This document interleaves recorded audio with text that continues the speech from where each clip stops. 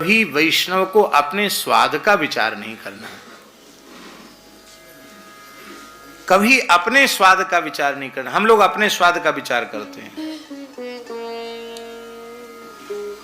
ठाकुर जी को भोग लगने के बाद कहते हैं कि अब टमाटर की चटनी बना के लाओ।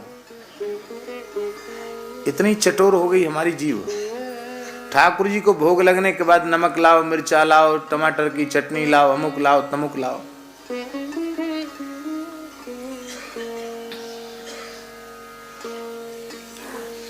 यहाँ बगल में रतलाम कुंज है, इसी मोहल्ले में।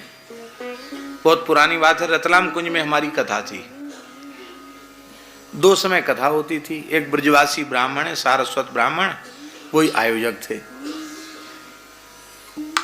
तो कथा कह के हम आते थे। खाक चौक में पंगत जल्दी हो जाती थी।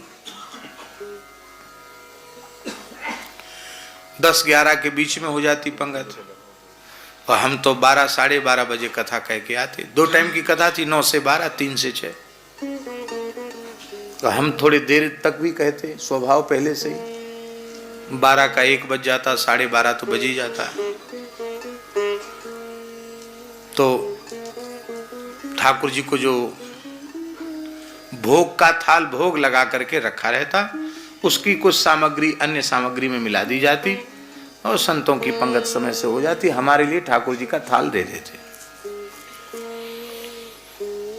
तो मदन मोहन दास जी विशेष रूप में हमारे निकट रहते थे। मंदिर में पूजा भी करते थे, हमारी भी पूरी सेवा करते थे। तो विद्यार्थी अवस्था में थे मदन मोहन दास जी भी उस समय, छोटे बच्चे ही थे।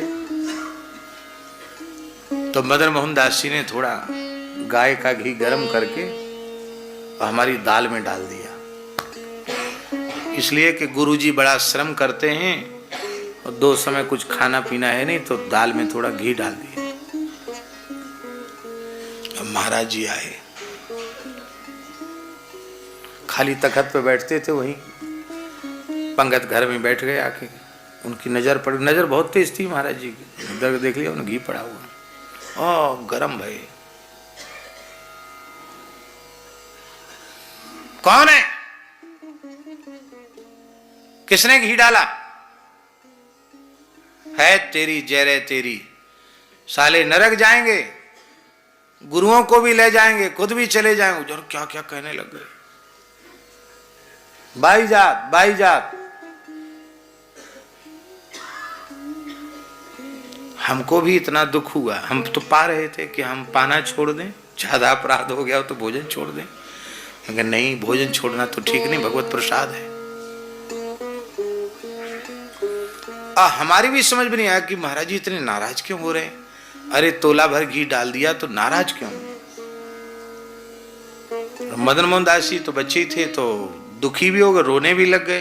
अरे महाराज जी बहुत कंजूसी करते, कई बार बताओ, ने घी डाल दिया तो ऐसे चौपट कर, अरे तुम्हारे जैसे चौकड़ों ने स्थान चौपट कर दिया, ये है वो है, तुम्हारा क्या चूतर पे हाथ फेर के चले जाओगे, कितने दिया बुझ गए, यानी क्या क्या बोलते थे महाराज जी।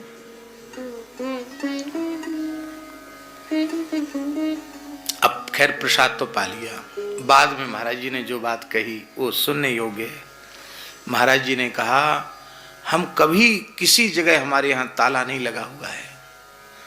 यही घी तुमने ठाकुर जी के थाल में, दाल में, कटोरा में डाला होता, मेरे हृदय में प्रसन्नता हो जाती। जिस थाल में ठाकुर जी को पाया, ठाकुर जी की दाल में घी नहीं छोड़ा और गुरु जी की दाल में घी छोड़ रहे हो, इससे इनको भी अपराध लगेगा, तुमको भी अपराध लगेगा, हमको भी अपराध लगेगा। आपको घी देना तो एक घी देना, घी पवानो है ना, तो तोला 2 तोला घी डाल दियो कर कटोरा में ठाकुर जी के, मने नहीं कर रहे, पर ठाकुर जी को भोग लग गया, अलग से तुमने इनके स्वाद के लिए घी डाला, ये गलत है, ये अनुचित है।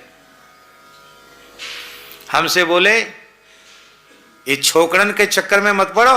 हाँ, अब हम ध्यान देंगे, हम जाने आत्मा तलफला जाती होगी, अब हम देंगे तुम्हारो ध्यान। ठीक है, उनके यहाँ कुछ बोल तो सकते ही नहीं महाराज जी के सामने। स्वयं महाराज जी ने सवेरे सवेरे दही मथ के माखन निकासा, वहाँ कोई मशीन तो थी नहीं, महाराज जी ही दही मथते थे। माखन निकाला, ठाकुर जी को भोग लगाया, बढ़िया देसी बूरा मिलाया। अब बोले हाँ अब खाए के जाओ, 100 ग्राम मक्खन खाए के जाओ, आत्मा तर रहेगी। संध्या को फिर आओगे दोपहर में, फिर एक मक्खन खाओ, बढ़िया मक्खन खाओ, पर ठाकुर जी को भोग लग के। ये पुराने महापुरुषों के लिए, हम अपने लिए चटनी नहीं, हम अपने लिए चार नहीं, सब ठाकुर जी के लिए। स्वाद नहीं लेता वैष्णव, अधरामृत का स्वाद लेता है। पदार्थ का स्वाद नहीं लेता, अधरामृत का स्वाद लेता है। ठाकुर जी ने पाया है, उनके मधुर मधुर अधरों का स्पर्श हुआ है, अधर का अमृत उसमें मिला हुआ है। एक एक पदार्थ में अब अधरामृत को खोजता है। कैसा अधरामृत है ठाकुर जी, कैसा अधरामृत।